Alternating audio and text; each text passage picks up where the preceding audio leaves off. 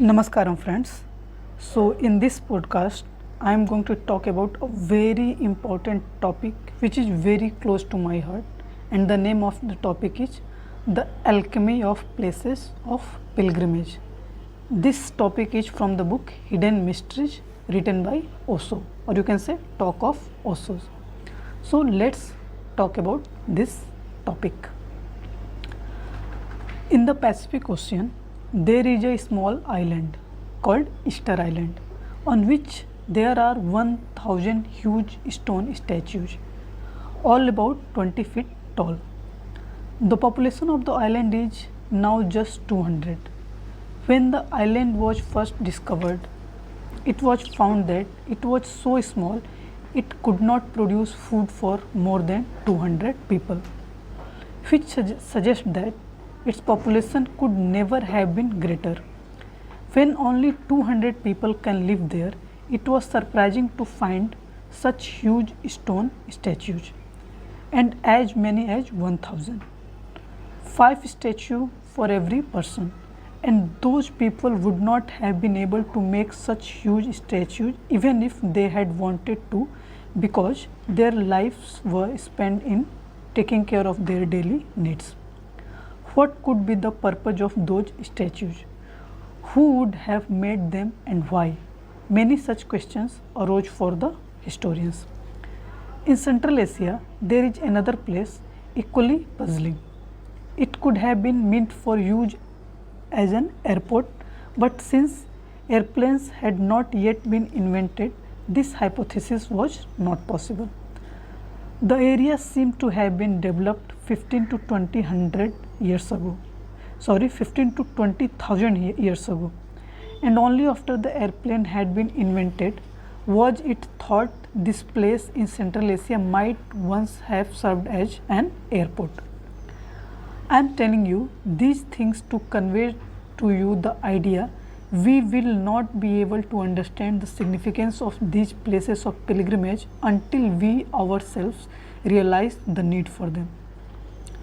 When the statues of Easter Island were photographed from the air, one could imagine they had been erected at certain geometrical points in such a way they might be seen from the moon on particular nights. Those who have studied this subject think that we in this century are not the first people to look for life on other planets. Many times before, experiments and attempts have been made to find living beings and other forms of life on other planets, so communication could be established with them. And many code systems were created to make it possible for any other living beings to contact the earth. These 20-foot high statues are not meaningful in themselves, but when their whole pattern is observed from the air, there are indications of some signs and secret messages. Those signs could only be read from the moon. As long as we had not seen the statues from the air, we could not imagine what use they might have. They were still just statues. In the same way, there are many things on this earth about which we will know nothing until our civilization rediscover them and sets up a similar situation again. Just 3 or 4 days ago, I was talking about a small iron box which was found in Tehran. It was kept in the British Museum for a long time, and for many years was just lying there. It has now been found to be a kind of battery which was used in Tehran about 2000 years ago. It was beyond anyone's imagination that such a battery should exist in Tehran 2000 years ago, but now it is an established fact that it is a battery. If we had not already invented the storage battery, we would never have been able to imagine such a box might be a battery. The very idea, the very concept would not have arisen in us.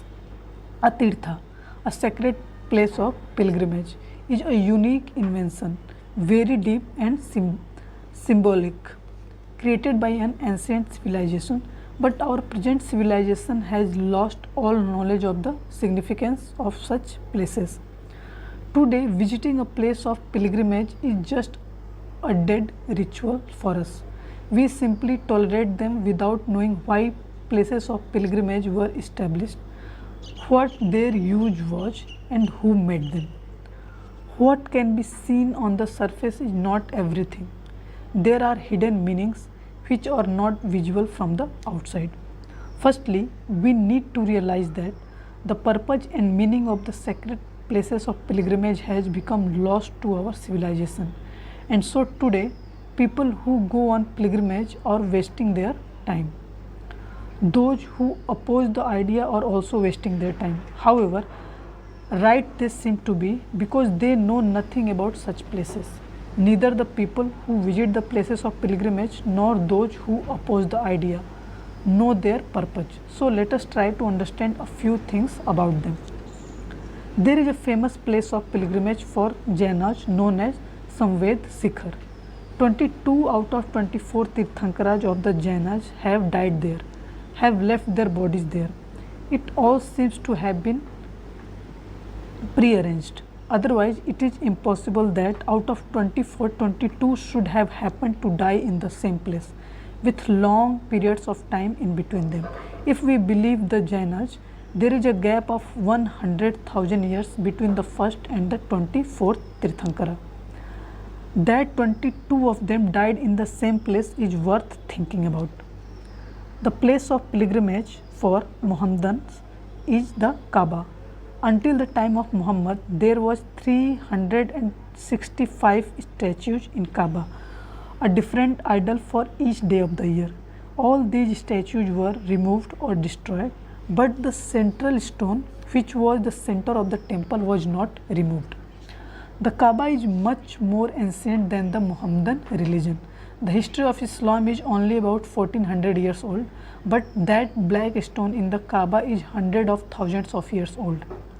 Another interesting fact is that the stone does not seem to belong to our earth. How did it come to earth? The only hypothesis we have is that it is part of meteor. Whenever a meteor disintegrates, thousands of stone fragments fall towards the earth. Many of these are burned up before they reach the earth. At night, when we see stars falling, these are not stars but meteors. Sometimes even huge stones manage to reach the earth. These stones are of a different composition from those on the earth, and the stone at Kaba is such a stone. But there are people who have gone deeper into this, who feel that such big stones could have been brought to earth and left here, just as our astronauts have left a few things from the earth on the moon. Whatever the astronauts have left on the moon will safely remain there, even if there is a nuclear war and life on this earth is destroyed. And if ever some civilization reaches the moon, they will be very surprised to see the things we have left there. So the stone at Kaba may not be part of the meteorite, but may have been left by the inhabitants of another planet. Perhaps it was once possible to communicate with them through the medium of this stone, but now only its worship has remained. The science of how it might have been used as a means of communication has been lost. An unmanned Russian spaceship became lost when its radio contact with the earth was broken, so it was no longer possible to trace it. Whether it was burned up, destroyed, or is still somewhere in space is not known. But if it has landed on some planet, and if the inhabitants of that planet were able to repair the radio, they could re-establish contact with the earth. They might also demolish it or store it in their museum. They may even be afraid and in awe of it, or they may even start worshipping it. The Kaba stone may be an instrument sent out by spacemen from some other planet to establish contact with the earth.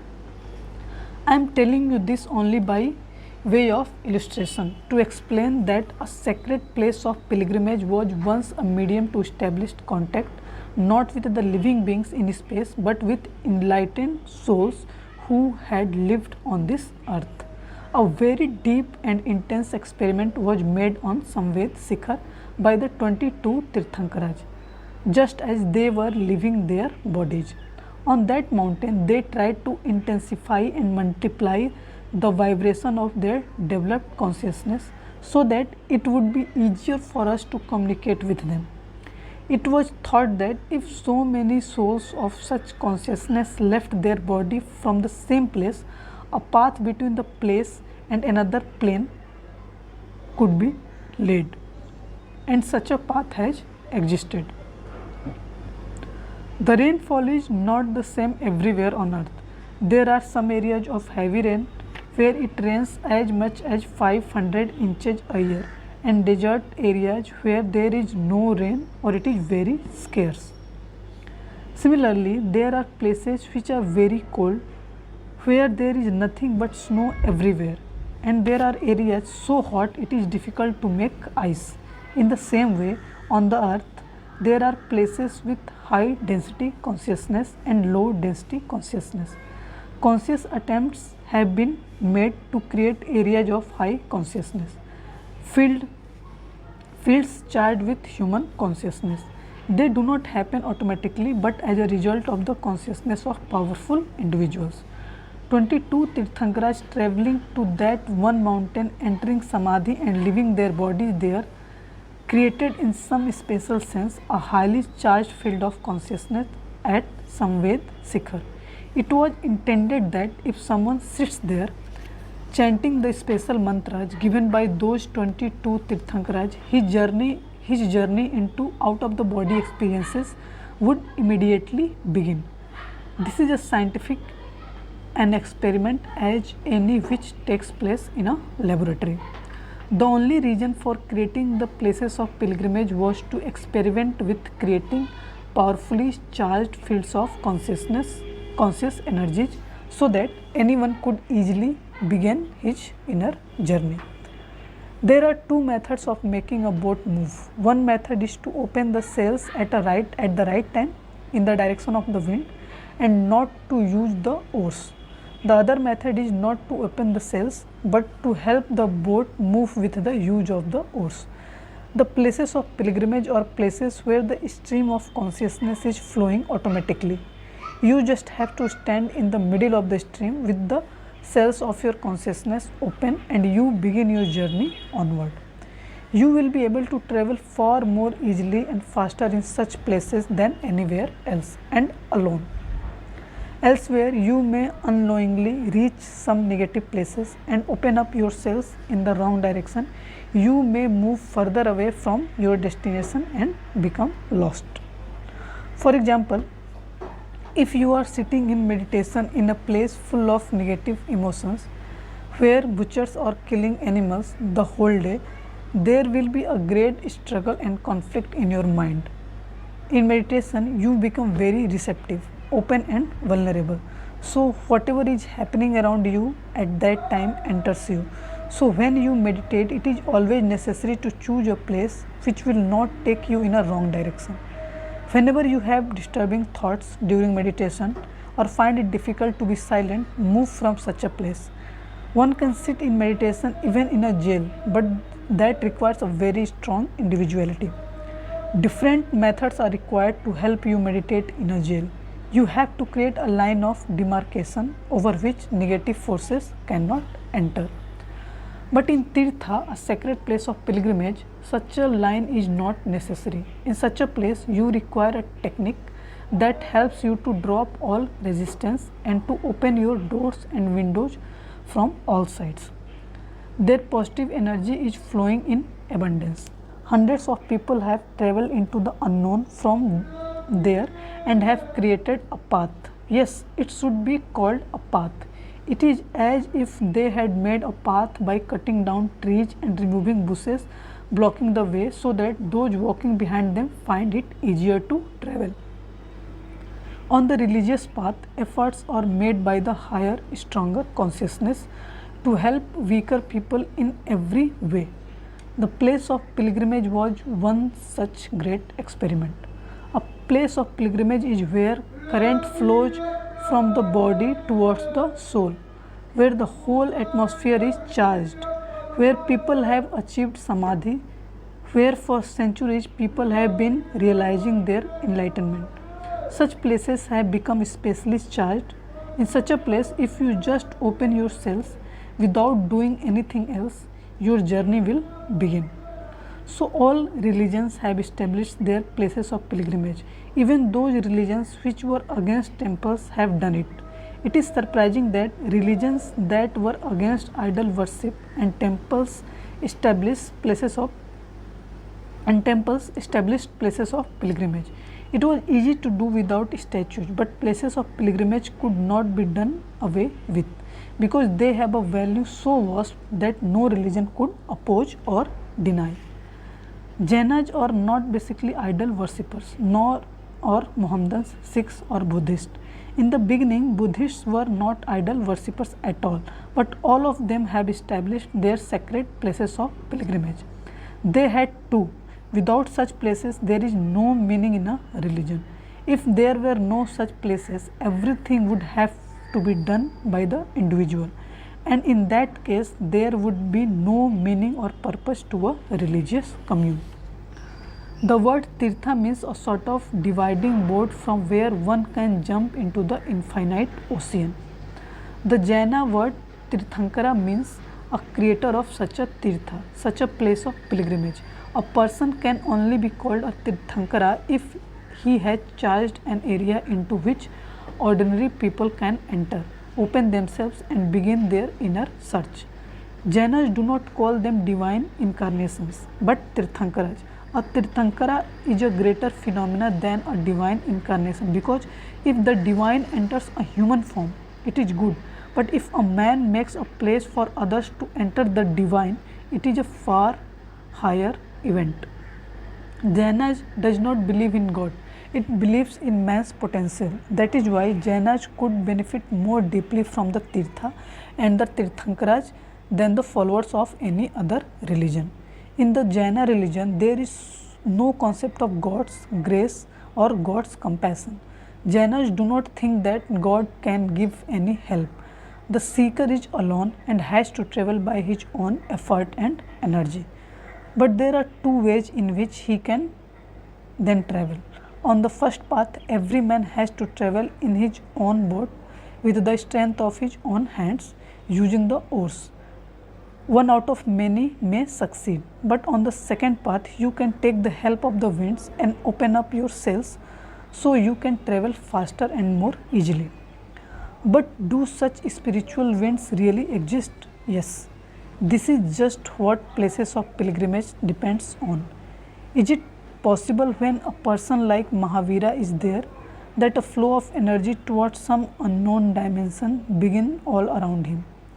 Can he create an energy flow towards a particular dimension so that if someone enters this current, he will be just carried along by it and will reach his ultimate destiny?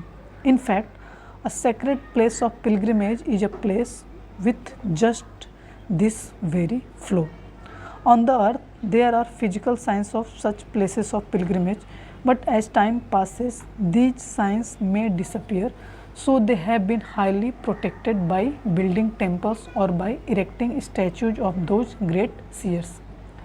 Great care has been taken for thousands of years that those places did not shift by even an inch from where the event had happened sometimes in the past. A search is going on even today for great treasures which have been hidden underground. For example, a search is going on for the richest treasure on earth, that is of the last jar of the Russia, which has been buried somewhere in America. It is certain such a treasure existed because the jar was not dethroned in 1917, not long ago. The exact location has been indicated on a map, but the description cannot be decoded. Similarly, the hidden treasure of the Gwalior king family are somewhere in Gwalior. There is a map, but the exact location cannot be decoded. Such maps are made in a secret code, so they do not fall into the wrong hands. The location of The locations of places of pilgrimage are similarly well indicated, but the exact place where the spiritual event occurred may not be known. Such places are hidden from the general public. This may surprise you. You may go to a place where it is said Mahavira reached Nirvana, but there is a great possibility the exact spot is a little away from the place shown to everyone. The real location is shown only to those people who are authentic and deserving seekers. Ordinary people will bow down at a false place and return home. The real location will be kept hidden for those who come there out of an authentic spiritual search and need that help for the jump. There are many such places. In Arabia, there is a small village called Alufa where no outsider has been able to enter. We have gone to the moon, but no traveler has yet entered that small village. In fact, until now, it has not been possible to locate this village. There is no doubt about its existence because history mentions it for thousands of years. History mentions it and there are also maps available. Its location is hidden for a special reason. When a Sufi reaches a deep state of consciousness during meditation, he finds the key to the path. He is able to visualize the whole of Al-Kufa. Otherwise, whatever maps are available are false to misguide people. For the last 3 centuries, many travelers from Europe have tried to reach Al-Kufa. Many of them died before they could return. Those who did come back did not reach the village but had just been roaming around. One can reach it only through a special meditation during which Al-Kufa becomes manifest. Once he sees the glimpse of the place in meditation, the Sufi meditator walks to it. Al-Kufa is a sacred holy place more ancient than Islam. The places of pilgrimage which are well known and can be visited by any pilgrim are not the real ones. The real one is nearby but hidden. An interesting incident happened when Vinoba Bhave, Gandhi's chief disciple, went to the Vishwanath temple in Varanasi with Harijans, India's lowest caste. Karpatri, an orthodox Brahmin scholar, said, "You may enter, but now we shall have to make another temple because this one has been desecrated." And he actually began constructing another because to him the old temple had become useless. Superficially, Vinoba seems to be a more understanding person than Karpatri. Karpatri was very traditional and ignorant of the modern world's trends and knowledge, but concerning the deep secret he was trying to support, he seems to be more knowledgeable. The truth is that the Vishwanath temple is not the real one, and the one Karpatri wanted to have built instead of it would not be the real one either. The real temple is a third one which has to be kept hidden, otherwise any socio-religious reformer would desecrate it. The Vishwanath temple which is now standing has already been desecrated. There is no difficulty in desecrating a temple. You can if you want to. Any other temple being built there will also be false, but a false one will always have to be there, so the real one can remain hidden. There are secret keys, mantras, through which one can enter Vishwanath temple, just as there are for Al-Kufa. Only occasionally some fortunate meditator have been able to enter. No ordinary householder has ever or ever will be able to enter this temple. Not even all meditators gain entry, only the rare and fortunate ones. It is being kept hidden in every possible way. There are mantras through which its door will open, otherwise there is no way. There is no way to experience it, and there is no way to have any idea of it. Pilgrims go to the false temple, worship there and return to their homes. But over thousands of years, these temples has also developed a sort of sanctity, even though it is false, because people have believed it to be the true one for so long. All religions have tried not to allow people of other religions to enter their temples or places of pilgrimage. Why? The ones who made these rules knew of the dangers for such visitors. In a way, it is like a notice hanging on the entrance of an atomic energy laboratory warning no entry except for atomic scientists. We agree such restrictions are necessary. It is dangerous for non-scientists to enter. But when such restrictions are made in connection with the temples or place of pilgrimage, we do not agree. We are not aware they also have their own science. These temples and places of pilgrimage are only meant for particular people. It is like a conference of doctors standing around a patient discussing his disease. The patient listens to them but cannot understand them because they are talking medical jargon, using Greek and Latin words. It is in the interest of the patient he should not understand. Similarly, all religions have developed their own code languages. They have their secret holy places, their secret languages and secret scriptures. So, what we understand to be places of pilgrimage are almost certainly not the right places.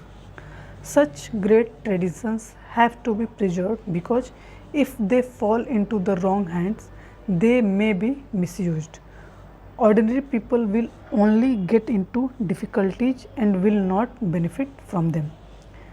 It is said that if you are allowed to enter the Sufi village of Alufa, you will go mad. It is said anyone entering accidentally will leave the village mad because Alufa is created out of vibration that cannot be tolerated by the ordinary mind. So it is better not to enter the town without the necessary preparation and discipline. Understanding a few things about Alufa will also help you to grasp things about other places of pilgrimage. It is said that it is not possible to sleep in Alufa, so it is to be expected that those people who have not experimented deeply in staying awake will go mad. The greatest accomplishment among Sufis is the night vigil. They keep awake the whole night. If a person does not eat for 90 days, he will become very weak, but he will not die or go mad. An ordinary healthy man can easily fast for 90 days, but he cannot go without sleep for even 21 days. He can go without food for 3 months, but he cannot go without sleep for even 3 weeks. 3 weeks is a very long time. It is difficult to go without sleep for even 1 week. But in Alufa, it is impossible to sleep at all. A Buddhist monk was sent to me by someone from Sri Lanka. For 3 years, this monk had been able to sleep properly. For 3 years, this monk had not been able to sleep properly. The whole time, his hands and feet were trembling. He was continuously perspiring and he was very disturbed. He was afraid to even take one step. He had lost all confidence in himself. He was almost deranged. Strong tranquilizers could not help him sleep, only to lie down restlessly. Inwardly, he was still awake. I asked him if he had ever practiced Buddha's anapanasati yoga, because for the Buddhist monk this practice is unavoidable. He said he did, so I told him he should give up the idea of getting any sleep because anapanasati yoga is a practice which makes sleep impossible. But it is only the initial step in the practice. Once it is impossible to sleep, there is another step that must immediately be given. If you continue to do only the first part without this second step, you will become very weak. You may even become mad and die. Once sleep is destroyed from within, the quality of your consciousness changes so much that further progress can then be made. When I asked the monk if he knew the second phase of this practice, he said that no one had told him about it. The second part is not mentioned in any book, and writing about any and writing about only the first part is dangerous because anyone who follows it will be unable to sleep. This was the reason why things were kept hidden, so they should not harm anyone. They were meant only to guide those who need help in their spiritual search. This is why places of pilgrimage are necessary, but the real ones are kept hidden. And false places are created to keep you off the track until such a time when you are ready for the real one. No wrong person should reach the authentic place, but the right person will always find it. Every place of pilgrimage has its own key. If you want to find the pilgrimage place of the Sufis, you will not be able to with the keys of the Jainas, and the Jainas places of pilgrimage cannot be found with the Sufis keys. Every religion has its own keys. I do not want to name it, but I shall tell you about the keys of one place of pilgrimage. The Tibetans have special mystical diagram or yantras. These are keys. Hindus also have such instruments, thousands of them in their houses. They write words like love, sukh, prosperity and goodness, and they write some numbers underneath without knowing why they are doing it. In their houses there may be such a yantra which could be the key to a place of pilgrimage. They have no idea what they have written, but they go on doing it because only because their forefathers were doing it. Every outwardly created figures creates a figures within your consciousness. For example, if you keep staring at your window for a few minutes and then close your eyes, you will see a negative impression of the window frame. Similarly, if you meditatively concentrate on a yantra, you will create within your mind a negative impression of its particular figure on its digits or its digits. These can be seen within after some special meditation practices. If you then can make certain invocations when the yantra appears within you, your pilgrimage into the spiritual realm immediately begins. There is a story of the life of Mullah Nasruddin. Nasruddin lost his donkey, and his donkey was his only wealth. He searched for him through the whole village. All the villagers joined in the search, but without success. Then people said that as it was a holy month and many pilgrims were passing through the town, perhaps the donkey had followed them. Otherwise, since they had searched all over the town and had not been able to find them, Nasruddin should accept that the donkey was lost. But Nasruddin said he would make one last attempt to find him. Right there he stood still and closed his eyes. Then he bent down and started walking on all fours. He walked around the house and then the garden, and finally he reached a large pit into which his donkey had fallen. His friends were surprised and asked him what his trick was. Nasruddin said, I thought if a man cannot find a donkey, then the key to finding it is not with him. To find the donkey, I have to become like a donkey. So when I began to feel like a donkey, I thought, if I was a donkey looking for a donkey, where would I look? As soon as I thought that way, I went down on my hands and knees and started walking like a donkey. I do not know how I found the place, but when I opened my eyes, I saw that I had reached the pit, and there was my donkey. Nasruddin is a Sufi saint. Anyone can read this story and laugh it off as a joke, but there is a key in it. It is a key to searching, and in a spiritual sense, this is the only way to search. So every place of pilgrimage has keys and yantras. The main reason for the existence of such places is that they put you in the middle of the charged current which you can flow with. Another important fact is that everything in a man's life except his consciousness is made of matter. But we do not know what that inner consciousness is. We know only our body, and the body is in every way related to matter. Let us now try to understand something about alchemy so that you can understand the second meaning of the place of pilgrimage. The alchemist processes of religion. Alchemists say that if water is converted into steam and then the steam is converted back into water and the water is again converted into steam, if you do this again and again thousands of times, this water acquires a special quality not found in ordinary water. Earlier, this assertion was taken to be a joke. How could the quality of the water change? If you repeatedly distill water, what difference can it make?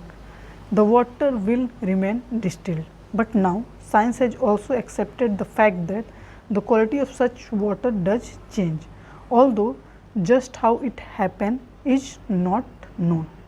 There is no doubt there is a qualitative change in the water, and repeating the experiment hundreds of thousands of times produces an even better quality of water. You may not be aware that 70% of your body is made up of water. The chemical composition is just like seawater. If you do not eat enough salt, the salt content within your body diminishes, becomes less than that of seawater. If the percentage of salt in your body is changed, there will be a change in your consciousness. If you drink water which has been distilled 100,000 times, it brings about changes in many of your desires and attitudes. The alchemists were doing experiments like this. Someone would boil and reboil water day in, day out. Distilling water hundreds of thousands of times may take several years, but the alchemist did this. Someone would boil and reboil water day in, day out. It brings about two types of changes. The first will be in the person's mind. Doing the same thing again and again can become boring after a few days.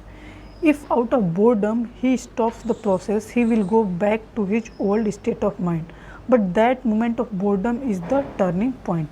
If he continues in spite of the boredom, he will give birth to a new consciousness. If you go to sleep at 10 o'clock every night, then at exactly that time you will feel sleepy. But if you decide not to sleep and stay awake, after half an hour, you would expect to become sleepier. But what actually happens is that you feel fresher than in the morning. There was a turning point at 10 o'clock. It was your habit to sleep then. But if you ignore your habit, you break the body's automatic pattern, and when the body realizes that it will have to stay awake, it releases fresh energy from a reservoir which it kept for emergencies, and you feel fresher than ever. Now the person who has distilled water 1,000 times becomes bored, but his master will tell him to continue, maybe for 10 or 15 years. A point will come when he feels that if he distills the water one more time, he will not be able to bear it. He will drop down dead. But his master will insist he continued the process. Whatever the consequences, on one hand the quality of the water will change, and on the other his consciousness will also slowly become transformed. And then the use of this special water brings transformation in the user's consciousness. It is like the water of the river Ganges. Up to now, scientists have not been able to understand why there are certain qualities in its water which cannot be found in the water of any other river of the world. Even the rivers that flow from the same mountain from which the Ganges flowed do not have the same qualities as the Ganges. The mountain is the same clouds shower water over it. The ice from the same peak melts and flows into the water of all the rivers, but the quality of their water differs. It is difficult to prove it. There are things which are difficult to prove, but the whole of the Ganges is an alchemist experiment. There are many things in what I am saying which will be difficult to prove, but the Ganges is no ordinary river. It has been attempted to treat the whole river alchemically. That is why Hindus have so many of their holy places of pilgrimage on the banks of the Ganges. It was a great experiment to give something special to the waters of the Ganges. Now chemists and scientists have also agreed there is something special about its waters. If you save the water of any other river, it will spoil and go bad, but the water of the Ganges does not. However long it is stored, you can keep this water for years without it changing. Whereas if you keep waters from any other river, you will find it becomes foul within a few weeks. The water of the Ganges keeps its purity and remains unchanged for years. If you throw dead bodies into other rivers, the rivers become dirty and will begin to smell badly. But the Ganges absorbs thousands of dead bodies without stinking. And there is another amazing thing. Although bones do not normally dissolve in water, they do it in the water of the Ganges. Nothing remains. In the Ganges, everything soon disintegrates, returning to its original element. Hence the insistence on dead bodies being thrown into the Ganges, because in any other river or through other methods of disposing of the dead, the bones take years to disintegrate. But the Ganges does the work quickly. It is alchemical. This is the purpose for which it was created. The Ganges does not flow like any ordinary river from a mountain. It has been made to flow. The phenomena is not easy to grasp. Gangotri, the place where the Ganges is said to have its source, is a very small point, and it is not the real source of the Ganges. The real always needs to be protected, hidden. What is there is a facade. Pilgrims go there, make their salutations, and then return home. The real Gangotri has always been hidden and protected for thousands of years. It is not possible to reach there by ordinary means, but only by astral travel. It is not possible to reach there with the physical body. I told you earlier about Alufa, the city of the Sufis. There you can reach physically, even unintentionally, because if you go in search of it, you can be given the wrong map, but if you have not sent out to search for it, you can just reach there without meaning to, by accident. So you can stumble across Alufa, but the real Gangotri cannot be reached with the physical body, only with the astral body. The real Gangotri cannot be seen with the physical eyes. In meditation, the physical body has to be left behind, and then the astral body can travel to Gangotri. Then and then only will one understand the secret of the special qualities of the water of the Ganges. That is why I said it cannot be proved. There is no way to prove it. At the source from where the Ganges flows, its water have been treated alchemically. On both banks at the source of the rivers, Hindus have made places of pilgrimage. You may wonder why all the Hindus' places of pilgrimage are on the banks of rivers, while all the Jainas are on the mountain tops. Jainas make their places of pilgrimage only on mountains that are absolutely dry and without any greenery.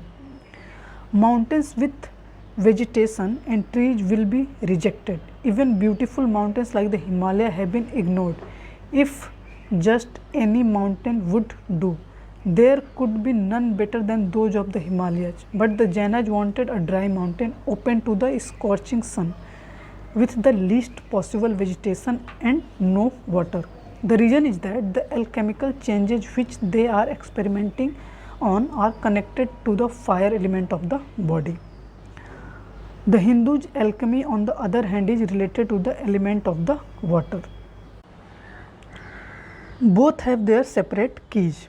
Hindus would never think of having a Tirtha that was not within the vicinity of water, of a river flowing by, with the beauty of green vegetation. They experiment with the element of water, and all their places of pilgrimage depend on water and are created through water, whereas Jainas are working on the element of fire, and so they depend more on the generation of heat in the body. Hindu's scripture and monks emphasize the water element. So, a Hindu sannyasin consumes enough milk, curd, and clarified butter to maintain sufficient humidity or moisture within his body. Without sufficient moisture, the Hindu ki will not function. On the other hand, the whole effort of the Jainas is to produce a dryness within. So, Jaina monks do not even take a bath because they want to preserve a state of dryness. These Jaina sadhus become dirty and they stink, but they are not able to explain why they do not take baths.